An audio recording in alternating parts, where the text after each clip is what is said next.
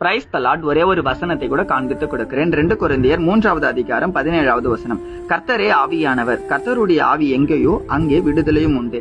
இன்னைக்கு ஆண்டவர் நம்மள பார்த்து சொல்றாருங்க, மகனே மகளே நான் உனக்கு விடுதலை தரப்போறேன் அப்படின்னு. விடுதலை அப்படின்னா இந்த காரியத்துல இருந்து நீங்க மாட்டிக்கிட்டு இருக்கீங்க பாத்தீங்களா, அந்த காரியத்துல இருந்து ஏசப்பா இன்னைக்கு உங்களை விடுதலையாக்க போறாமா. நீங்க என்ன பாவத்துல என்ன அடிமைத்தனமான காரியங்களை மாட்டினிருக்கேன்ட்டு மனுஷனுக்கு தெரியாது, பிரசாந்தாக எனக்கு கூட தெரியாது. ஆனா ஏசப்பாக்கு தெரியும். ஏசப்பா உங்க வாழ்க்கையை நன்கு அறிஞ்சவர். ஆனா நிச்சயமா உங்க வாழ்க்கையை இன்னைக்கே மாத்த போறாரு.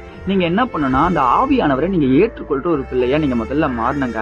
ஏசப்பா நம்ம மத்தியில வாசம் செய்யணும், நம்ம இருதயத்துல வாசம் செய்யணும். அதுக்கு நீங்க ஏசப்பாக்கு கீழ்ப்படிய ஒரு பிள்ளையா முதலாவது நீங்க என்ன பண்ணணும், ஒழுங்கா வேதத்தை வசனத்தின்படி நீங்க உங்க வாழ்க்கையை வாழ அர்ப்பணிக்கணும். டெய்லியும் பைபிள் படிக்கிறீங்களா, பிரேயர் பண்றீங்களா, பரிசுத்தம் வாழ்றதுக்கு முயற்சி எடுக்கிறீங்களா, ஏசப்பா நான் எனக்கு தெரியாம பண்ணிட்டேன் என்னை மன்னிச்சிருக்கன்னு சொல்லி ஏசப்பாண்ட ஒப்பு கொடுத்துட்டு உங்க வாழ்க்கையை நீங்க வாழும்போது அந்த பாவத்துல இருந்து ஏசப்பா எனக்கு உங்களுக்கு விடுதலை தருவாருங்க.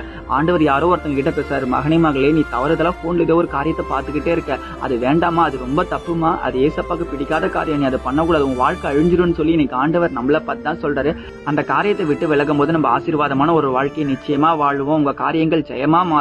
ஆனா ஆண்டவருக்கு பிடியமில்லாத காரியத்தை இன்னைக்கே விட்டுருங்க. நான் விசுவாசிக்கிறேன், நீங்க விசுவாசிக்கிறீங்கன்னா ஆமீன் போட்டுக்கோங்க. இதே போல வசனங்களுக்கு ஃபாலோ பண்ணிக்கோங்க. God bless you. ஆமென்.